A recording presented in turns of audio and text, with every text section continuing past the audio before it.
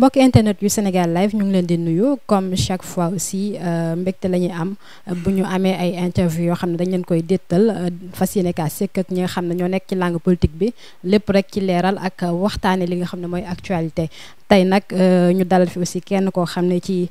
langue politique bi la nekk fii ci gox bi di Grand Yoff muy Lassana Badiane nekk président mouvement Jëm Kanam. Lass dañ lay bàyyi nga nuyoog mbokki internet yu Sénégal live. soxna si maa ngi lay nuyu maa ngi nuyu internet yi seetaan ci Sénégal live di nuyu waa réew mi di nuyu waa bitim réew di nuyu sama waa parti waa APR di nuyu waa Grand Yoff ak ñëpp képp koo xam ne yaa ngi seetaan ci biir réew mi ak ci bitim réew. Lassana Badiane à part mouvement bi nga xam ne mooy Jëm Kanam Lass mooy kan ba ñu doon defal présentation Lassana Badiane ak fonction yi mu yor.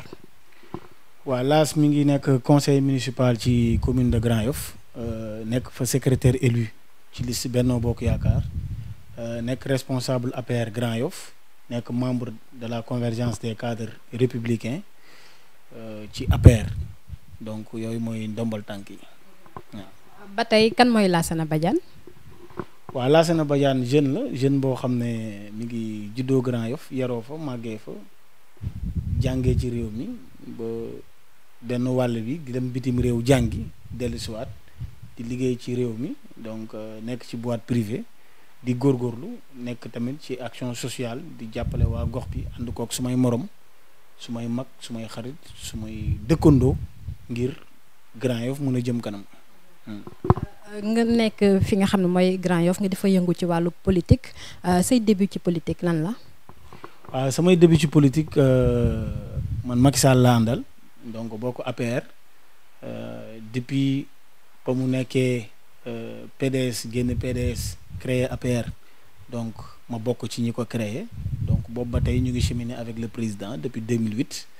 parce que France la ma fekkoon may jàngi ma ñibbisi di ànd ak moom jàppale ko ci liggéey bi ba sunu borom defal ko ndam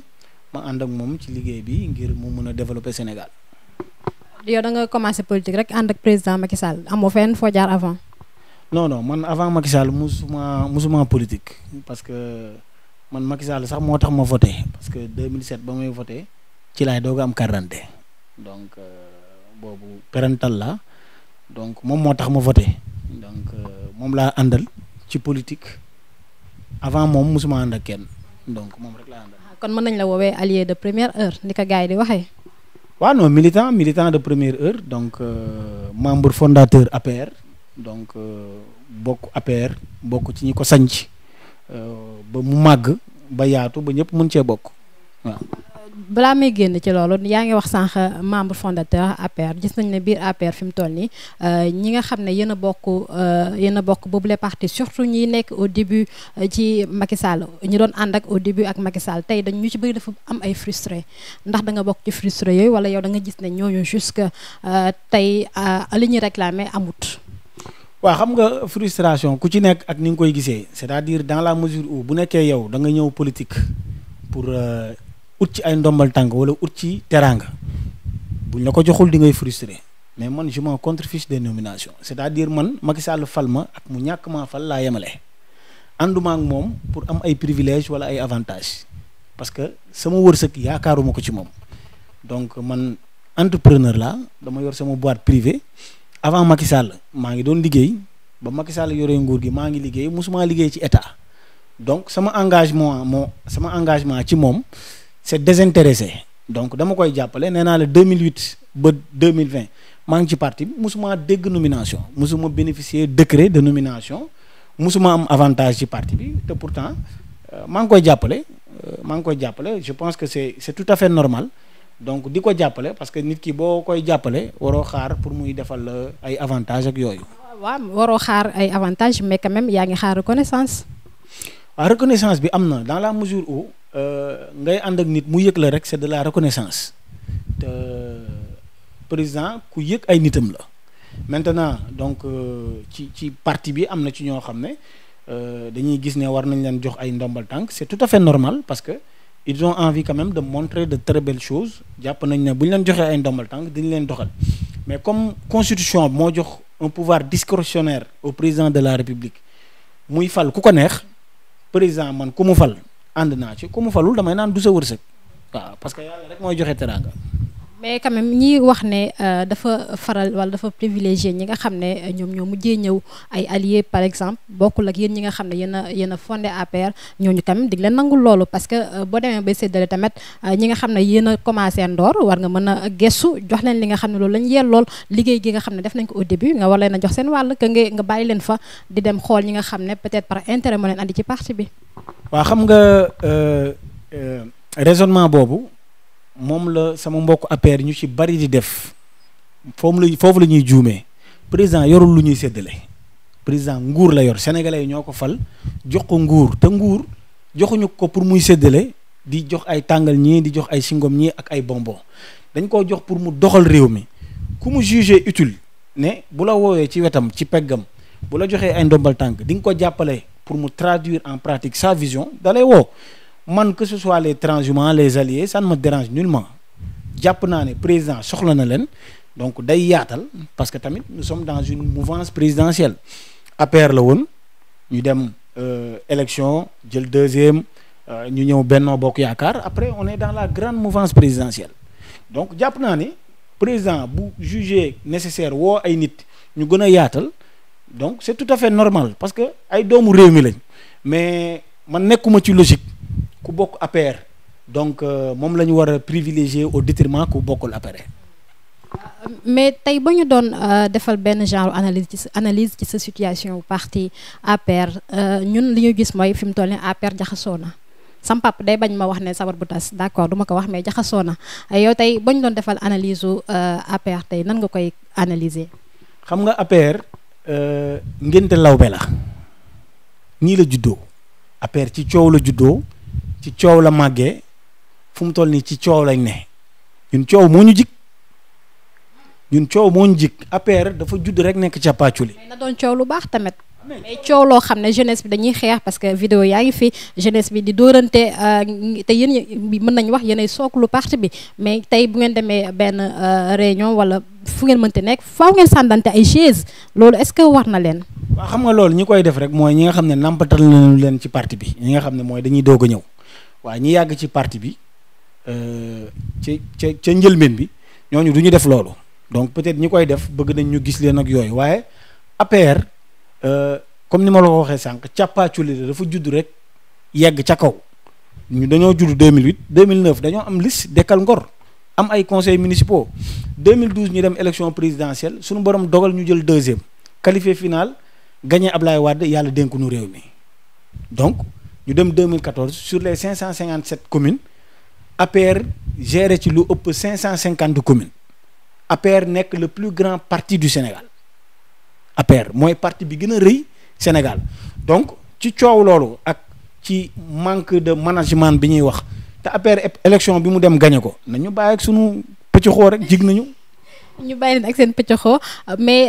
ci pëccoxoo boobu màgg prématuré boobu APR màgg est-ce que gisoo ne moo waral fu nekk nit di dafa xëccee amul structuration yaa ngi koy wax mal organisation boobu noonu mais tam parti dafa war a am ay normes jeunesse bi ñii la mu am structuration boo xam ne quand même fu ngeen mënti dem ku ne dina xam ne man kii mooy sama chef ci kii laa topp wala ci kii moo topp ci man quand même parti yëpp war a am loolu. mais APR am na structuration. am na convergence des jeunes républicains am na njiit mouvement des femmes am na njiit mouvement des sages am na njiit convergence des cadres républicains bi ma bokk am na njiit convergence des enseignants yi am na njiit donc lan moo fi des structuration am na mais li yeneen parti yi di doxee ak ñun suñu bos ni muy doxee bokkul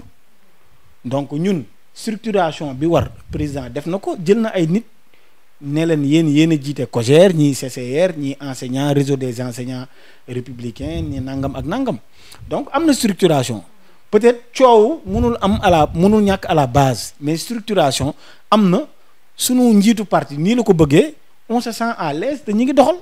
wax nga ko pëccoxoo mooy seen gàllaaj d'accord dañ leen ko nangul mais aussi gis nañ fan yi coowal Moustapha Diakhaté bi moom dem na ba ñu dàq ko ci biir li nga xam ne mooy parti boobu noonu te bokk na ci ñi nga xam ne ñoo doon ànd ak Macky Sall ba dara doon lee dara tey yow Moustapha Diakhaté ndax d'accord nga ñu jëlee ko ci parti bi wala ku mën ci doon tey ñuy wàññi ay nit que ñuy doole ay nit tey nan nga gisee kaaw Moustapha Diakhaté boobu. kooku benn li nit ñi li ñu xamul mooy ba dara dul dara nekkul woon ak ñun moom ba muy ñëw ci parti bi ñëwoon na avant 2012 traité nañu de fans club bàyyi ñu dem ba président gagné mars 2012 ci la ñëwaat Marème Faye moo ko dimbali sarax ko dugal ko fondation président jéggi ñëpp dugal ko ci liste député yi juillet 2012 def ko président groupe parlementaire. Moustapha Diakhaté n'est pas un membre fondateur de l'APR déedéet loolu ñu bari. bokk na quand même ci ñu jàppale Macky Sall ci ses débuts. non jàppale wu ko nee naa la jàppale wu ko. non jàppale na ko ci gouvernance am loolu kenn mënu koo weddi. dama la ne ñun ba ñuy ut nguur moom nekku fi dafa ñoo bàyyi ba ñu jotee ci nguur ci la raam ñibbisi ñu dimbali ko dugal ko fondation Marème Faye dimbali ko dugal ko fondation pour mun a am dépense. ñu dem élection législative président def ko ci liste bi ñu gagné largement avec une forte majorité président def ko groupe parlementaire au détriment des apéristes de souche au détriment des alliés de Benno Bokk Yaakaar choix boobu kenn contesté wu ko ñu nangu ko léegi moom diggante 2012 juróomi at ba 2017 mu nekk président groupe parlementaire di am ay millions par weer am ñaari oto am benn 4x4 ak benn berline di am junni litre essence boobu ba tey moom gisul woon ne parti bi doxul pourtant parti bi musul changer doxalinam am na loo xam ne c'est de la malhonnêteté il n'a pas été reconnaissant parce que bu ñu doon xool sànq yaa ngi koy wax sa njël benn kàddu bu ñu doon xool rek mérite il n'est pas méritant ñun ba ñuy xeex daf ñoo xas saaga ñu dem ba ñu amee nguur président ci mbaaxam comme c'est un homme bu waa ñëpp mu ñëw ñu jox ko ay ndombal tànk mais du loo xam ne da ko mérité. mais quand même nañ nangu ne quand même c'est un allié de taille doon na koo xam ne kàngam la ci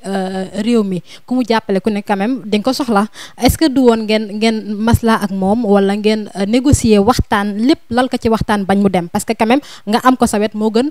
mu nekk sa adversaire wala mu nekk sa ennemi. waaw loolu yow yaa ko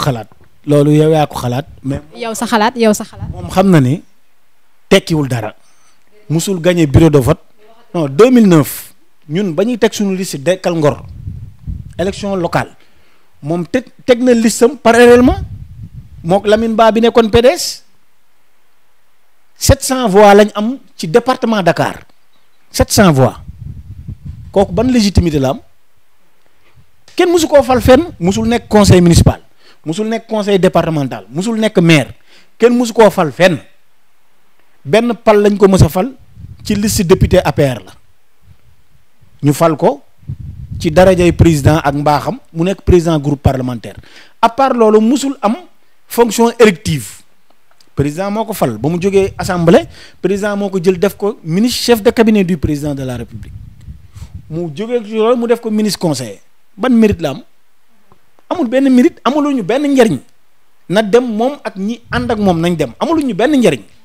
waaw. loolu mu nekk mbokk yi gis-gisu Lassana Badiane kooku moom ñun duñ ci commentaire mais aussi juste pour continuer waxtaan bi rek ñu mën a tëj parenthèse boobu noonu gis nañu aussi ci wàllub société mouvement yi bëri nañu manifestation yi bëri nañu lépp ci gouvernance su Macky Sall bi surtout tey coow li aussi mën naa ne fu nekk secteur boo dugg rek coow am na fa tey yow nan nga gisee gouvernance su Macky Sall boobu. gouvernement Macky Sall président mi ngi def ay effort waaye lépp mënul matati lépp mënul mate parce que sunu borom mi nga xam ne moo yor kun fayakoon sax am na kàttanu matal lépp mais du ko def donc mi ngi def ay jéego mais am na fi mbir yi fu mu sooxee am na ci parce que boo xoolee sénégalais yi ñu ci bari bëgg nañ rawatina ndaw ñi bëgg nañ xëy président mi ngi ci teg ay programme def na ci ay jéego mais satisfaction totale mënul am chaque jour mi ngi yokk chaque jour demande bi mi ngi yokk mais tamit proposition yi ñu ngi yokk donc manifestation yi ngay gis waa opposition di ko def dara warulu ko lu dul iñaan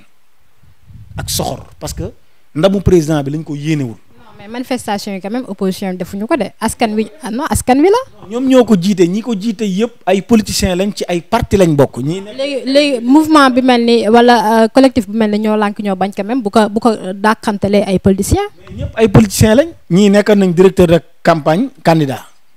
ñii nekk nañ ay commissaire politique. non du ma leen. directeur de campagne comme kan. non am na ku ñu jàpp koo xam ne moo nekkoon directeur de campagne Sonko. mooy kan. législative yi donc ñoom ñëpp ay politiciens encagoulés lañ. yaa ngi dégg xam nga li gën ci démocratie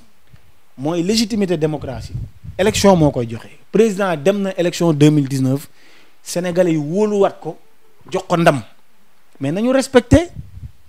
volonté populaire bi nañ ko bàyyi par rapport ak programme bi nga xam ne liggéeyal ëllëg moom la ko sénégalais yi wóoloo jox ko beneen mandat nañ ko bàyyi mu dérouler ko bu ñu amee ay propositions yu ñu def ko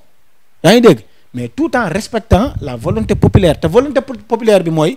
fal nañ Macky Sall à plus de 58%. mais nekkul rek ñoo lànk aussi ñoo nekk di manifester comme yaa ngi leen koy dàqantele ay politiciens tey bu ñu duggee ci wàllum njàng bi jàngalekat yi soobu nañ ci xeex mais parce que nee nañu li nga xam ne moom la président waxante woon ak ñoom nguur gi li mu waxante woon ak ñoom defu ko bu ñu jógee ci loolu secteur santé aussi kon mën nañ nag secteur yu bëri fi mu toll nii ñu ngi ci ébullition sociale mën nañ ko woowee noonu kon loolu xanaa ñooñu aussi ay politiciens ñoo ne seen ginnaaw. non ébullition sociale amul ay revendication sociale moo am.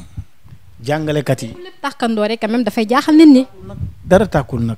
soxna si dara tàkkul ñoom li ñuy ñaxtu ay revendication purement personnelle la xam nga at yi ñu génn gouvernement bi li mu digle woon ak jàngalekat yi mais mi ngi koy def mais dafa am app bu ñu fàtte ni 2015 président jël na décret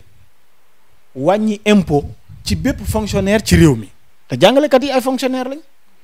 xam nga sunu budget mu toll ci lu ëpp 3 milliards nga jël 1/4 bi di ko fay moins de 150 000 personnes mais jaaduwul fonctionnaires yi motuñu 150 000 te 1/4 maanaam ñeent bu nekk benn ci ñeent bu nekk ñoom lañ koy fal ñoom lañ koy fay waa léegi ñi dëkk Mbadakhoum ñi dëkk Ngodiba ñi dëkk Bakel sama dëkk ñi dëkk Médina Yoro Fula te duñu ay fonctionnaire di ay baykat di ay sàmmkat ñooñu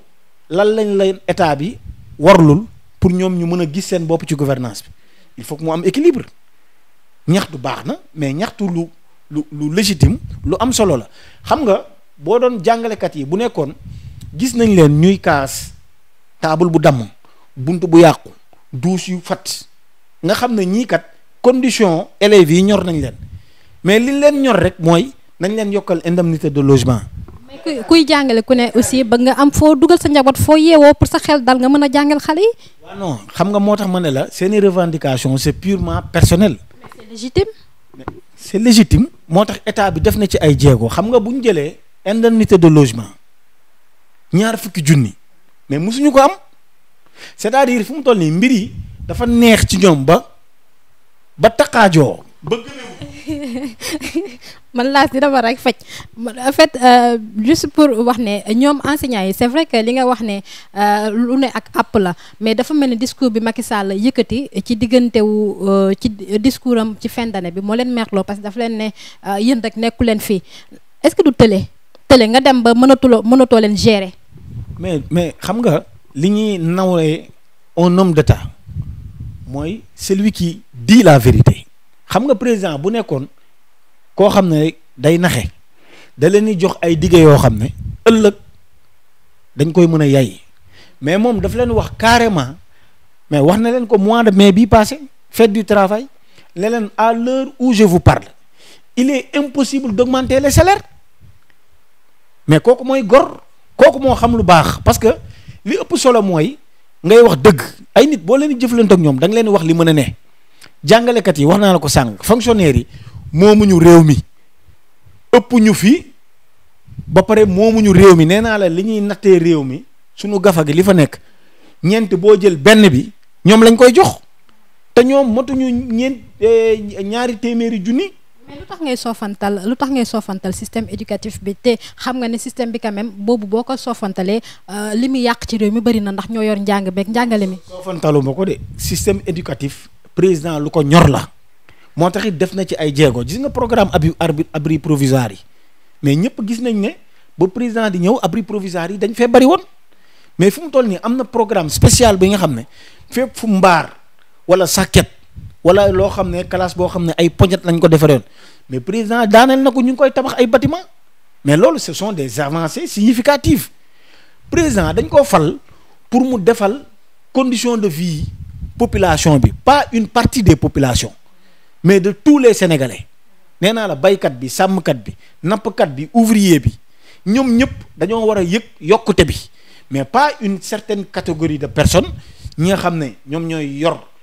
di gis seen bopp ci gouvernance bi au détriment de ceux qui sont à l'intérieur du pays.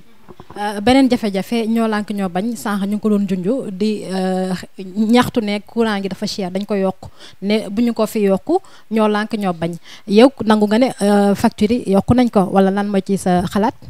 xam nga loolu Senelec dafa def une très mauvaise communication courant bi yokkul subvention bi moo baissé y a une différence état moo doon jox Senelec une subvention de 26%. mu dem ci président programme bi ñu ko fal liggéeyal ëllëg dafa am 5 accès universel benn accès universel bi mooy accès universel à l'électricité mooy man mi dëkk Ngodiba 5 kilomètres de Kaffrine ak ñi dëkk Maabo ñi dëkk Foundiougne ñi dëkk Médina Yoro Fula ñi dëkk Tiyaabu Manayli Jawara Xaadu Bere Baalu mais ñooñu ci Sénégal lañ bokk ñooñu dañoo war a am les mêmes conditions de vie que yow mi dëkk Dakar. discours boobu la yéen ñëpp di tenir fi mu toll nii xam naa ne boobu moom mokkal ngeen ko libéré Guy Marius Sagna. bu question mokkal xam nga dafa am loo xam ne dafa yenu maanaa xam nga bu njëkk président ba mu ñëw dafa am ay disparités sociales yi fi am mooy boo dëkkoon dans les villes urbaines ci ngay bénéficier wu ci la état bi di joxe mooy ay Dakar Thiès Diourbel Touba Kaolack mais président bañ koy fal premier mandat dafa ñëw ne équité sociale équité territoriale moo tax mu indi ay programme mais boo demee dëkk ba mais gis nga ne yenn saa yi ci ay rang-rang nga doon dox mais léegi ay tali la bu njëkk da ngay gis dëkk boo xam ne semaine ba semaine la ñuy root mais loolu yenuwul maanaa ci Sénégal il faut que ñu am robinet am forage yow mi ngay ubbi sa chasse man sama mbokk mi nekk Tiyaabu amul chasse mais am na robinet loolu mooy équité sociale équité territoriale te nag président askan wi moo ko fal nee naa la damay baamuwaat li ma waxoon président faluñu ko pour mu régler les problèmes d'une partie des Sénégalais dañ ko fal pour mu régler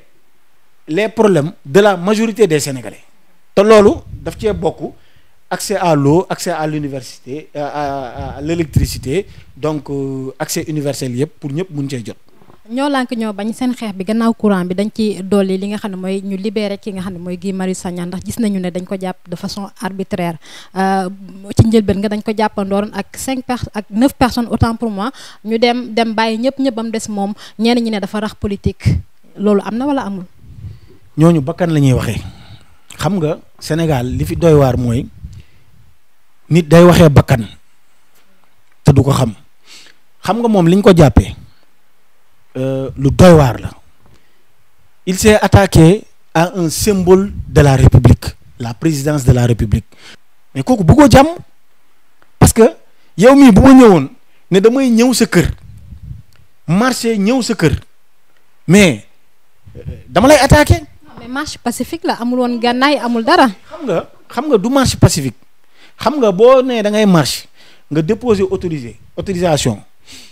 autorité préfectorale bi. ne la may nañ la ko wala fii waruñu fi marche mais il faut respecter l'autorité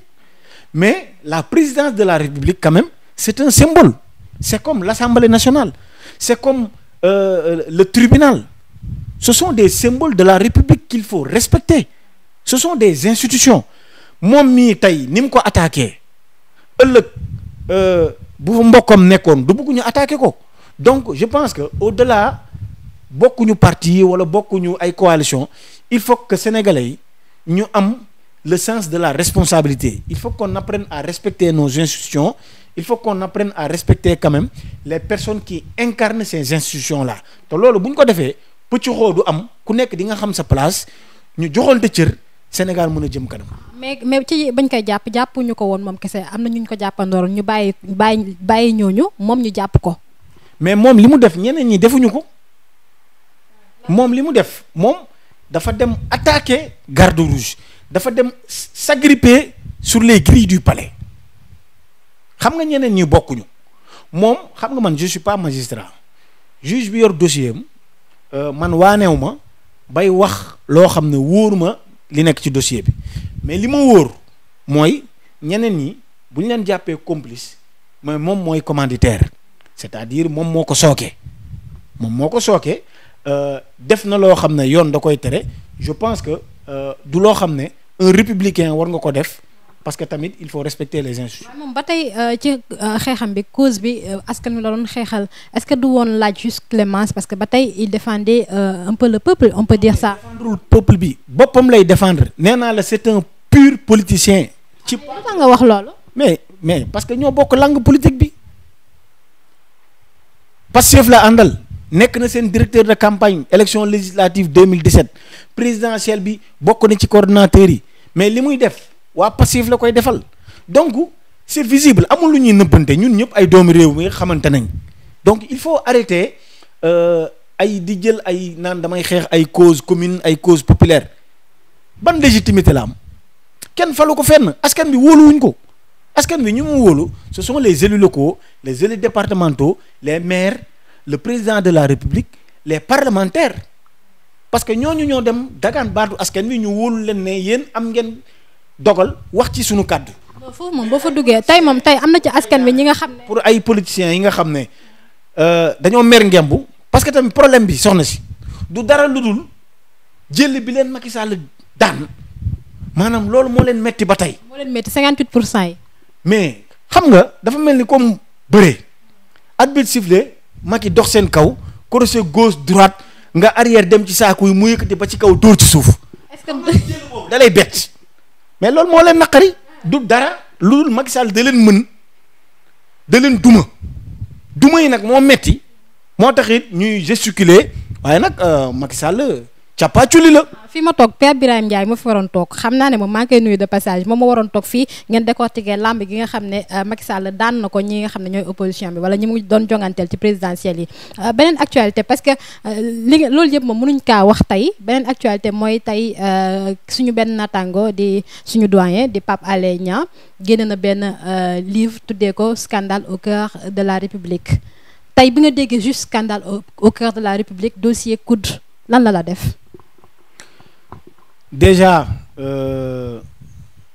Pape Alé, c'est une honte pour la noble profession. Déet loolu bu ko wax nag yow itam sëñ bi. Pape Alé, c'est une honte pour la noble profession de journalisme parce que li ci gën a doy waar déjà bokkul ci les meilleurs xam nañ ko fii la jàngee fi mu jàngee xam nañ ko. Pape Alé quand même liggéey bi nga xam ne mooy non foofu dama lay dagg parce que aussi du ma nangu nga toog fii di ko xarab di ko maa la laaj mais quand même ñun noonu nangu nañ ne nañ nangu ñun ñëpp ne Pape Alé quand même journaliste bu assermenté la ku mën li muy def la te quand même wax dëgg yàlla mu ànd ak yow ak mu bañ a ànd ak yow nangul ko lim mën tamit dañ waxante dëgg parce que démb tey yaa ngi ko fi xalab mais démb Macky Sall ba nga ko soxlee woon mu ngi doon ànd ak moom mu koy jàppale ci liggéey bi. D'accord naa ci nga bañ a d'accord ci sama position. waaw da nga may bàyyi ma jox sama raisonnement nee naa la c'est pas un bon exemple pour la noble profession de journaliste c'est pas un bon exemple parce que journalisme yow mi ko jàng ak ñi ñuy seetaan ñi ko jàng dañ leen jàngal il faut faire la part des choses def discernement apporter un équilibre mais lii mu bind du travail journalistique yaa ngi dégg c'est une tribune c'est un acharnement et c'est de la crapulerie parce que nga jël un père de famille un ministre de la République un maire d'une ville Ndioum Cheikh Omar Anne nga koy xaxar di ko xas di ko saaga depuis presque 5 ans di jël ay wax yu ñaaw di ko teg ci deram c'est de la lâcheté parce que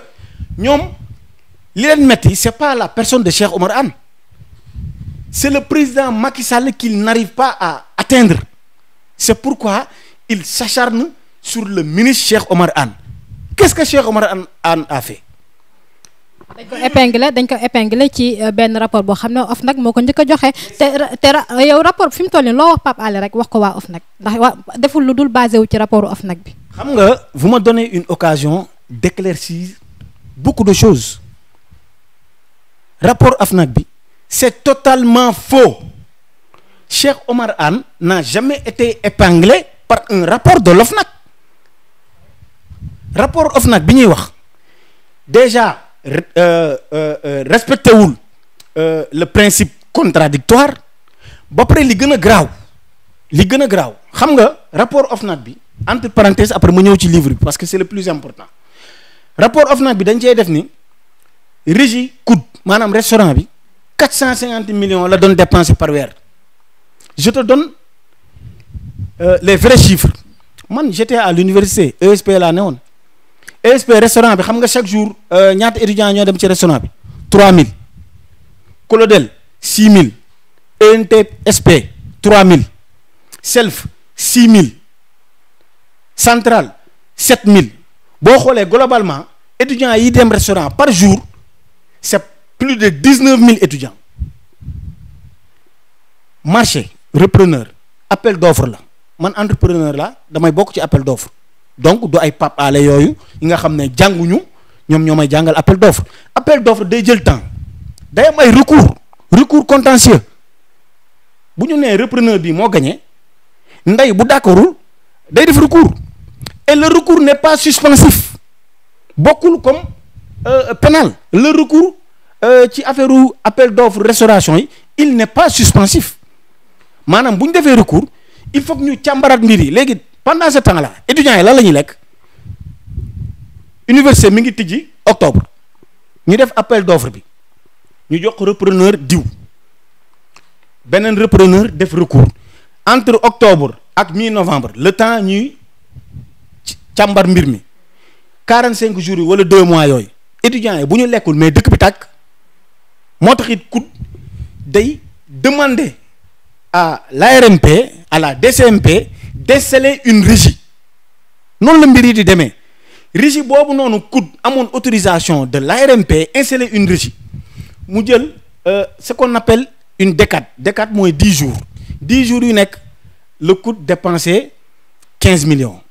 mooy weer bi mu nekk 450 millions c'est-à-dire 15 millions par 10 jours mu nekk 450 millions 450 millions divisé par 19000 étudiants te pendant ce temps bu nekkee repreneur bi moom lañ jox restauration bi xam nga repas étudiant bu ci nekk ñaata lay coûter le COUD 2200 francs. Fais le calcul 2200 francs multiplié par 19000 c'est presque 1 milliard kon COUD mu yor régie boppam moo gën a bénéfique ci moom. Sur les finances sur les dépenses que mu jox ko repreneur ndekki ñaata lay jar université fukki dërëm añ 100 francs reer 100 francs. loolu c'est récemment. non ñaata la woon fukk ak juróom la woon 150 fukk ak juróom la woon 150 même d'accord naa ci loolu ndekki fukk ak juróom añ fanweer reer fanweer xam nga COUD ñaata la ko repreneur di facturer par lekk étudiant 850 francs xam nga. yooyu ce sont des choses confidentielles mais il faut ñu leeral ko pour sénégalais yi mën a xam que ñii ils sont dans la tromperie xam nga añ 850 reer 850 ndekki téeméer c'est 2200 francs 2200 francs le COUD di fay repreneur bu nekk pour étudiant bu ci nekk par jour nga di multiplier ko par 19000 étudiants. yaa ngi justifier ki nga xam ne mooy Cheikh Omar bi ñu accusé dafa est-ce que du loolu moo tax c'est justificatif yi nga fi andi est-ce que du loolu moo tax Macky Sall jël dossier bi dugalaat ko ci tiroir yi bañ cee wax. non xam nga dossier bi mu ne naa la c'est un faux rapport boobu c'est un acharnement parce que nee naa la les principes élémentaires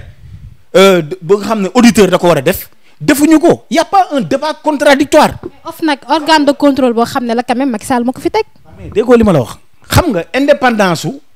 OFNAC moo taxit xam nga boo liiree li constitué OFNAC la création de l'OFNAC dem leen ngeen xool ko mais ki jiite OFNAC elle est totalement indépendante. mais kon looloo war a tax mu war a am confiance ci organe de contrôle boobu. y a plus grave. est-ce que du looloo war a tax mu am confiance ci organe de contrôle boobu. xam nga y a plus grave xam nga li constitué OFNAC la création de l'OFNAC mooy ki ko jiite mun na la tuumaal mun na la topp mun na la wax te yow munoo ko topp c'est-à-dire Nafi Ngom Keïta mun na topp Cheikh Omar Anne mun na ko xaxar mun na ko calomnier mun na acharné wu ci kawam mais li constitué création OFNAC mayul Cheikh Omar Anne wala keneen mu topp ko parce que OFNAC moo ko protégé moo tax it may wax président de la République ni ñu créé parce que c'est grave nit nekk OFNAC di la topp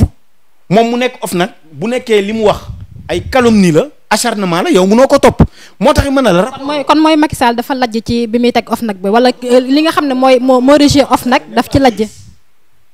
Macky Sall du juriste Macky Sall dafa am ay conseillers ñoom Nafi Ngom Keïta ñoom la joxoon libre arbitre ñu defar texte yi yaa ngi dégg moo tax ma ne la absolutisme absolument absolu amul suñu démocratie dañ koy tëgg petit à petit mais leneen li ma lay wax ci livre bi. balaa loolu daf mel ni après coowal OFNAC bi yëpp dafa nekk di ñaawal ñi nga xam ne ñoo génne rapport boobu noonu parce que juste après ça wala quelques années après ça dafa jox promotion ki nga xam ne moo di Cheikh Omar. mais Cheikh Omar Anne promotion bi ñu ko jox mais da ko mérité dans la mesure où li ñuy wax ci rapport bi dara amu ci non la nee naa la ce sont des accusations fallacieuses. yow gisoo ne ay kokkali la. rapport bi mais rapport bi mi ngi ak man xam nga man bokkuma ak sénégalais yi nga xam ne dañuy waxee bakkan man Cheikh Omar Anne xamuma ko xaw ma fu mu dëkk njum la dëkk man Grand Yoff laa dëkk njum lay militaire maire la fa man Grand Yoff laa ne on n'a aucune acquiescence mais dama la ne en tant que membre de l'APR en tant que républicain bu ma gisee ay nit ay woyu di sos di xaxar di wax lu ñaaw un ministre de la république mais damay teggi tuuma ba pare li ci gën a garaaw mooy dañoo wax ay wax yoo xam ne nekkul woon ci rapport bi. mais Pape Alé quand même rapport bi nee nañu daf ko basé livre bi da ko basé ci li nga xam ne mooy rapport OFNAC bi kooku amoo dara loo ko wax parce que quand même deful lu dul li doon semer ay doute ci bopp nit ñi ñu leeral ko loolu moom wax na ko mais askan wi aussi ñu bëri ñu ngi doon laaj loolu scandale amoon na coow am na mais nañu ko leeralal def na wala deful mais nañu leeralal aussi pas ñu jël benn rapport denc ko. lire nga livre bi man lire naa livre bi lire naa rapport OFNAC. nee naa la ñaari grief la OFNAC doon toppee Cheikh Omar Anne mooy la subvention des étudiants ak recrutement possible bi ñu doon wax ne da ko def ci chauffeur bu ne woon kut bu faatu ci accident ba lakk ba jeex ñaari grief yooyu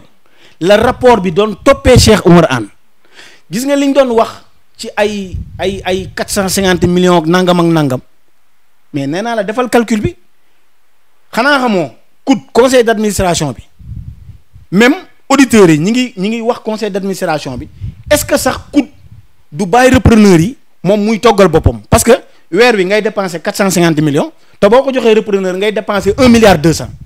mais loolu du pertement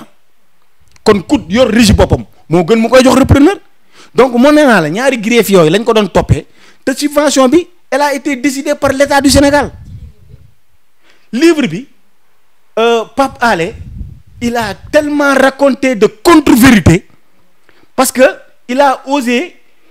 divulguer des informations confidentielles te loolu ki ko jox du kenn ku dul Nafi Ngom Keïta parce que nee naa la ñaari grief la ñuy. li ngay def ay accusations la de. non xam nga man. Lass Badiane laa tudd Grand Yoff laa dëkk ñëpp xam nañ ma boo tapee ci Google Lass Badiane ñëpp xam nañ ma Pape Alé Niang nee naa la il a raconté des contre-vérités grotesques dans le livre ba pare c'est pas un produit intellectuel parce que il s'est acharné sur Cheikh Omar Anne mais demal ci cérémonie de dédicace bi ñan ñoo fa gisu nekkoon les opposants les plus radicaux au régime de Macky Sall ñi nga xam ne duñu ay adversaires am. am na fa aussi ñoo xam ne c'est des hommes yoo xam ne yu défendre bonne gouvernance aussi. xaaral ma wax la. lépp ci bonne gouvernance gis nañ fa ñoo xam ne politique ñu gis nañ fa société civile. effort yi Macky Sall def dans la bonne gouvernance benn président mosu ko ci def. mais bu wax ne ay politiciens rek a fa nekk gis nañ fa société civile. ce ne sont même pas des adversaires mais ce sont des ennemis du président dañ ko bañ ay Abdou Mbaye autant pour moi Abdoul Mbaye mais dafa iñaane Macky Sall ñoom ñoo fa nekk opposition radicale ñi nga xam ne bëgguñu Macky Sall dérouler mais il faut arrêter ce procédé qui est détestable parce que def des calomnies acharné wu sur un père de famille en plus un ministre de la République nee naa la li tax ministre bi di ko yóbbu ci yoon c'est parce que y a de la diffamation parce que li mu wax ci livre bi lu ci bari nekkul ci rapport OFNAC bi sénégalais yi nañu def la part des choses rapport OFNAC boo demee Google da nga koy gis nañu dem uti livre bi ñu xool lim ci wax ak li nekk ci rapport OFNAC bi yàlla la ak yaal yi moo tax it le ministre dina ko yóbbu ci yoon. ñi fa ñëwoon ñun ñoo ngi xaar loolu est-ce que dina ko yóbbu ci yoon est-ce que du doon comme coowal 94 milliards yi. waaye yow ministre bi dafa ñàkk fayda ministre bi waaye yow mi il va laver son honneur parce que Pape Alé s'est attaqué à l'honorabilité du ministre Cheikh Omar Anne. mais y avait plus grave que ça te après déggatuñu leen coow rek a fi amoon na. man waxuma la ay li grave ak yooyu man lii laa lay wax la personne de Cheikh Omar Anne Pape Alé li mu def c'est gravissime li mu def c'est un acte criminel te kat bu demee devant le juge il va devoir s'expliquer parce que les informations qu'il a sorties là dina wax kan moo ko jox parce que Cheikh Omar Anne mais il s'était rendu à l'OFNAC il a donné des réponses par rapport aux questions de l'auditeur mais ces réponses n'ont pas été prises en compte pourquoi dañ ko laaj Nafi Ngom Keïta lu tax mu daw Sénégal dem États-Unis jël benn sagaru journaliste def ko une marionnette Pape Alé li mu bind ci livre bi xamu ci dara c'est une marionnette dañ ko jël di ko utiliser et il va le regretter parce que nous sommes quand même dans une république munoo jël une personne honorable di ko xaxar di ko saaga di jël ay tuuma yoo xam ne dara du ci dëgg teg ko ci deram mais il faut que ça s'arrête mais li ma lay xamal mooy Pape Alé Niang lépp lu mu wax ci livre bi ay fen la ce sont des contre-vérités parce que ce mec là il n'est pas une personne de bonne moralité xam nga fàtte xaju fi tamit kan lañ fi jàppoon conduite en état d'ébriété mbëkk fi benn Guinéen ba mu dem devant la justice. fàtte xaju fi mais aussi il y a des années de cela Macky Sall quand même mu ngi doon solliciter li nga xam ne mooy ay aide ay service su Pape Alé ba mu defal ko émission aussi loolu fàtte xaju fi Macky Sall li mu fi waxoon démb mu ngi fi tege tamit. man j'étais dans la commission communication de Macky en 2011 malgré mon jeune âge Macky n'a jamais sollicité Pape Alé pour quoi que ce soit n'a jamais sollicité quiconque pour quoi que ce soit. mais VAR mu ngi fi de. lu ma wax la dama la ne man li may wax nit ñi mën nañ koo vérifier. non VAR am na moom te vérifier nañ ko sax. xam nga lan moo tax Macky Sall le président Macky Sall amoon temps nekk sur le plateau de 2STV pour pouvoir s'expliquer parce que message à la nation bu président Ablaye Wade y avait un retard maintenant pour meubler le décor ñuy waxtaan parce que ils avaient donné quand même une heure de démarrage léegi pour meubler le décor loolu tax ñu doon waxtaan loolu moo sumb waxtaan bi mais ku la ne président Macky Sall a une fois sollicité Pape Alé Niang il raconte des contre-vérités fumantes le président n'a jamais sollicité qui que ce soit le président était républicain donc c'était un discours à la nation il a été invité en tant que candidat à la présidentielle pour pouvoir s'expliquer par rapport au discours du président de la République s'expliquer devant les Sénégalais proposer son programme discuter avec nos compatriotes pour leur dire que le programme Yoonu Yokkute est le meilleur programme pour eux et pour les générations futures. loolu sax dafa nar a guddal débat bi mais may fàttali mbokk internet yi rek ñu ngi ak Lassana Badiane autant pour moi moo nekk président mouvement wu jëm kanam nga dëkk nekk doomu Grand Yoff te ku wax Grand Yoff wax ne melting pot la wax li nga xam ne moo nekk jafe-jafe yi am biir Grand Yoff tey ndax am nga ay ambition ci mairie bu Grand Yoff. waaw xam nga man doomu Grand Yoff laa nekk di jàppale askan wi samay ambition ci Grand Yoff mooy Grand Yoff jëm kanam dama bëgg doomu Grand Yoff fu mu nekk nga mën a am dund bu ñoŋ ñi amul liggéey am liggéey boo bëggee faju nga faju te kat président de la république mi ngi ci jàppale ndax teg na ay jumtukaay yu bari Grand Yoff mi ngi jëm kanam ñun amuñu chance jàngee lycée Grand Yoff parce que Grand Yoff amul woon lycée Grand Yoff am na ko poste de police lañ amoon léegi commissariat lañ am yaa ngi dégg donc am na ci gis ngeen barki Demba Ndiaye première dame Marème Faye ak première dame bu Turquie ñëw nañ centre Gindi jàppale leen ay dons donc ñun président mbënd bi fa doon am canal bi nga xam ne moo ñu doon tere nelaw président defaral nañu ko donc li may wax doomu Grand Yoff mooy nañu gën a jaaju gën a góorgóorlu nga xam ne ëllëg dinañ mën a taxaw xeex booloo nekk benn pour seen gox Grand Yoff mën a jëm kanam. bu fekkee ne yow amoo ambition wu présenté wu kon kan moo war a jàkkaarloog Madiop. Madiop moom tekkiwul dara c'est le maire le plus nul dans l'histoire politique du Sénégal man je suis conseil municipal tekkiwul dara waa Grand Yoff natt bu leen yàlla teg yàlla nañu ko yàlla teggi nu mu gën a gaawee. mais yaa ngi tooñ parce que tey bu ñu waxee Grand Yoff def na fa lu bëri tey askan wi bu ñu waxee tey ñi nga xam ne ñoo leen taxaw dañ ko ci tudd kon bul tooñ. xamoo li xew man en tant que conseiller municipal secrétaire élu commune de Grand Yoff nga naan ma ay état civil man ngay wax li xew ci mairie bi surfacturation faux usage de faux recrutement politique recrutement népotique nekk ci biir mairie bi man ngay wax li nekk ci mairie bi 2014 ba tey ma nekk fi marché Arafat bi subvention bi mu waxoon ne da koy jox pour tablier yi sax ba fii may wax ak yow joxewu ko ba fii may wax ak yow joxewu ko te entrepreneur bi pare na table yi maire yi di jaay doon jaay jën ak légume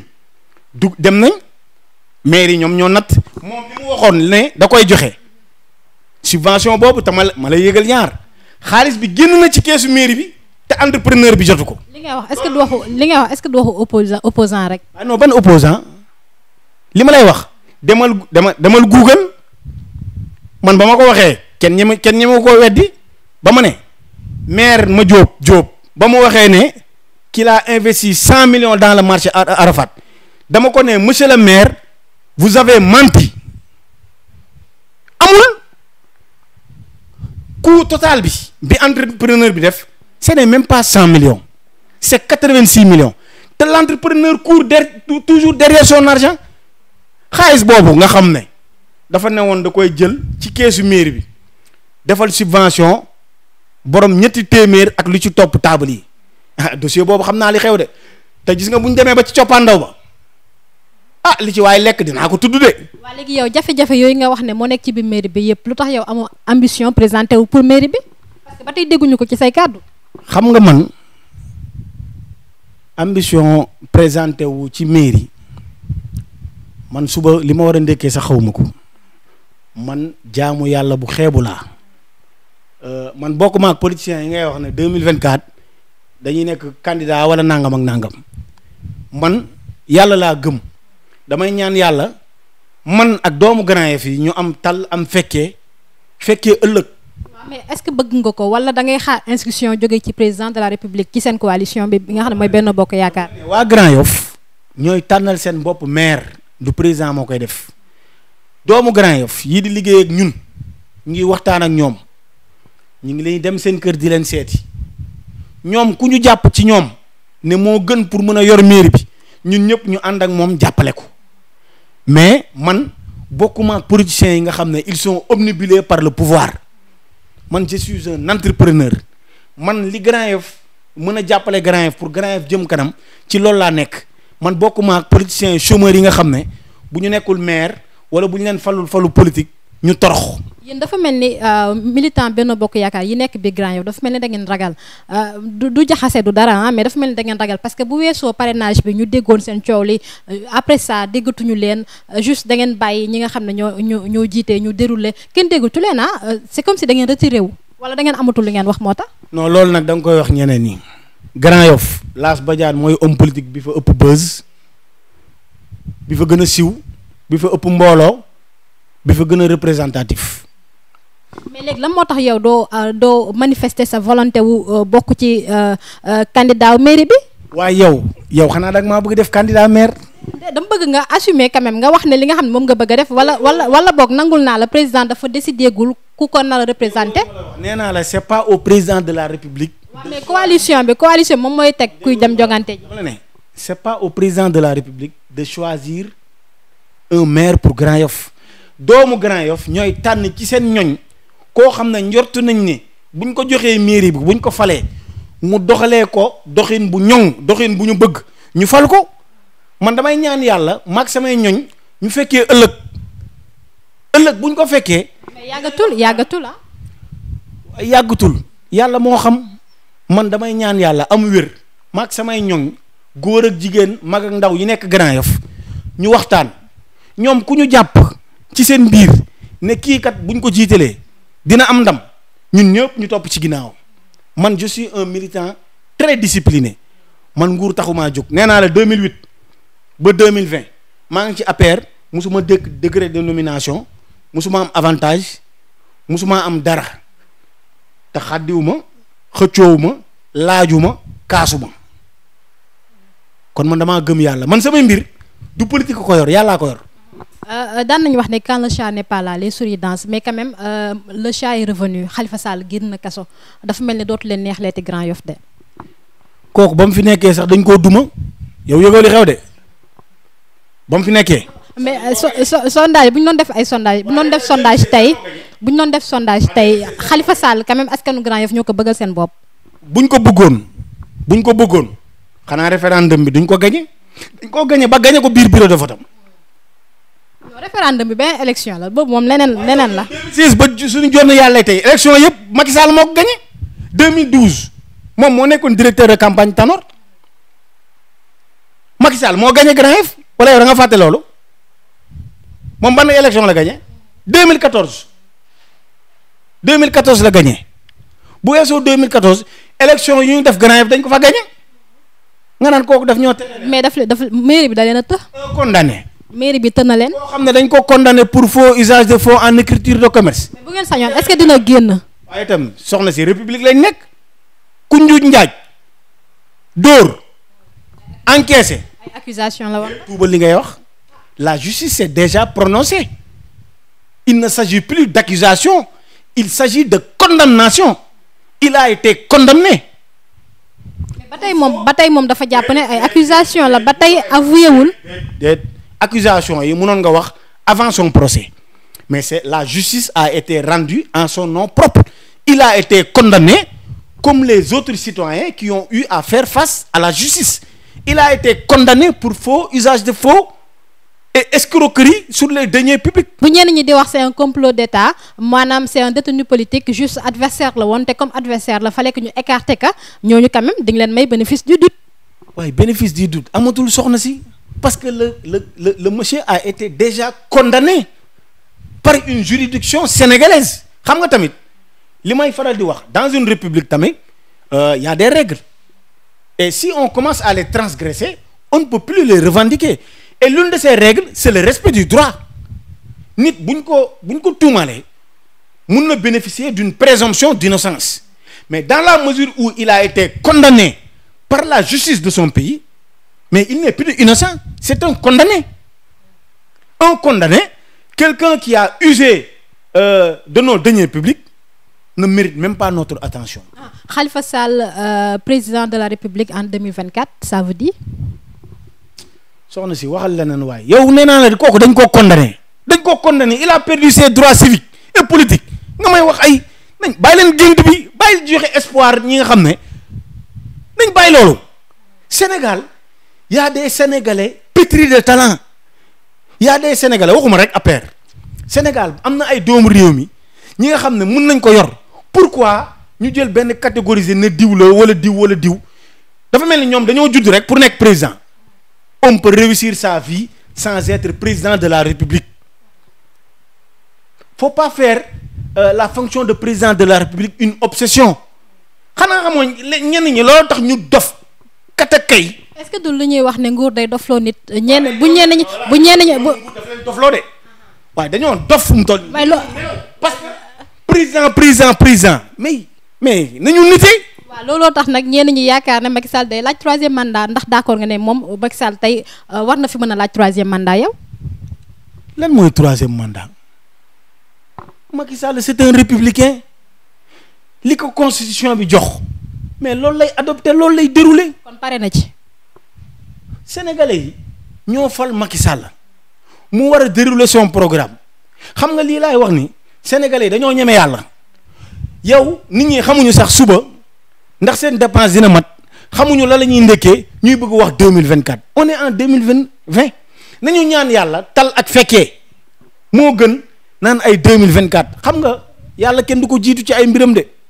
gis nga ñii di projeté wu ay 2024 ñu ci bari sax duñ ko fekkee. mais aussi est-ce que comme li nga wax waxu constitution may naka ñaari mandat am jeex na mu leeral askan wi faf polémique bi mu jeexal polémique bi non pare na ci mu jeexal polémique bi quand même. ñu ngi doog a falu amagul at. mais bi mooy sa dernier mandat. amagul at bàyyi leen ñu satisfaire les besoins de nos compatriotes sénégalais yi dañoo jël Macky Sall def ko fii fonk ko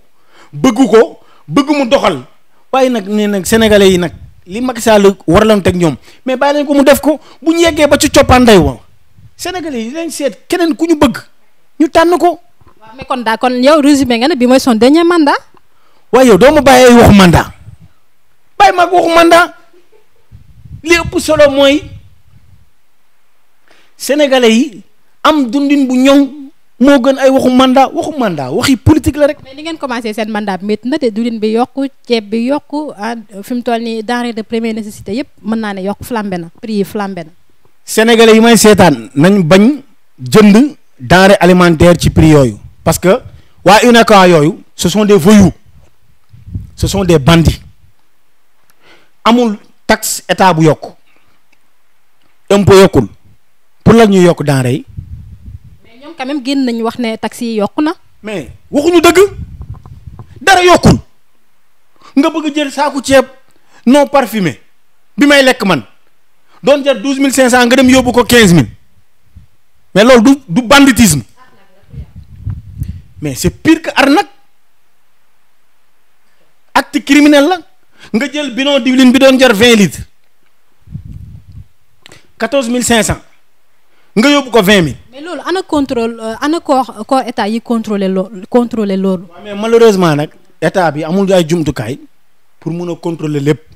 war na ko mën a def. gis nga ci ay bis yu ñu génn jàpp nañ ci ay commerçant nangu seen marchandise parce que li ñuy def dañoo bëgg jaxase réew mi ak président de la république ak gouvernement di wax ne Macky Sall moo yokk Macky Sall yokkul dara ñoom ay bandi lañ yoo xam ne xaalis. léegi ñun askan wi bu ñu ko jëndeewul ci ñoom fan lañ koy jëndee parce que ñoom dañ ñoo ko fi yor te bu ñu ko yokkee on est obligé jënd ko lan moo ci solution. ba dinañ ko wàññiwaat wàññiwaat nañ ko di dugal ci grossiste yi ëpp baax na ci laax bu tàng yow xanaa yow dugoo ci marché yi demal ci marché yi nga xool. man de démb rek prix bi moom wàññeeku wut. nee naa la xam nga tamit am na loo xam ne c'est une responsabilité individuelle état mënul ñëw ba ci sa boutique naan la jëndee lii dafa am ay prix yu ñu homologué prix yooyu la sénégalais yi war a jëndee kuñ bëgg a jaay prix bu ëpp loolu bañal wala nga dem kalaame ko yoon ñëw dal ci kawam UNACOIS li ñuy def affaire u banditisme la il faut arrêter. Lassana Badiane nekk président mouvement wu jëm kanam Lassana ñoo ngi lay nuyu ñoo ngi lay jaajëfal autant pour moi sa entretien jeex na. waaw jërëjëf maa ngi lay sant di la gërëm di gërëm ñuy seetaan à travers Sénégal Live da leen jox dig daje ba beneen di wax sénégalais yi li président warloon teg ñoom yëpp incha allah ci kàttanu sunu borom dana ko matale ndax bëgg gi ngeen bëgg Macky Sall ak wóolu gi ngeen ko wóolu ba falaat ko falin bu dëgër moom mi ngi def kéemtalaay kàttan pour satisfaire leen parce que Macky Sall loolu rek moo ko fi bàyyi Macky Sall décision yu bari yi muy def du pour bakkanu boppam mais loo xam ne pour jëlee sénégalais yi ci ndóol jëlee leen ci jafe-jafe pour ñu mën a dundin bu ñoŋ looloo tax am na ay programme yu bari mu koy def nañu bàyyi nag di bañ a jaxase xel yi parce que am na ay wëyu am na ay criminel am na ay ñoo xam ne du ñu wax dëgg ñu ci mel ni ay ñoom Pape Alé Niang ñoom Nafi Ngom Keïta ñoo xam ne dañuy sos di yàq deru nit ñi di xarab di saaga te loolu ci république warul kuñ ko defoon sa baay mbaa sa ndey du la neex te ñooñu ay kilifa lañ am nañ ay doom am njaboot dañ leen war a jox cër bu nekkoon sax li ñuy wax dafa am mais li ñuy wax dara amu ci ay kàcc kase la te dinañ yóbbu ci yoon. ñoo ngi lay jaajëfal bu baax a baax ci wuy si gi ñu wuy si di leen jaajëfal yéen aussi mbokk internet yi ñu yaakaar ne rek waxtaan bi di ngeen ci jëlee njëriñ ndax leeral na point yu bëri ba ci sax 3e mandat bi nga xam ne gars yi dañ koy daw moom leeral na ko kon ñu ngi leen di jaajëfal bu baax a baax di leen jox rendez-vous beneen yoon incha allah merci.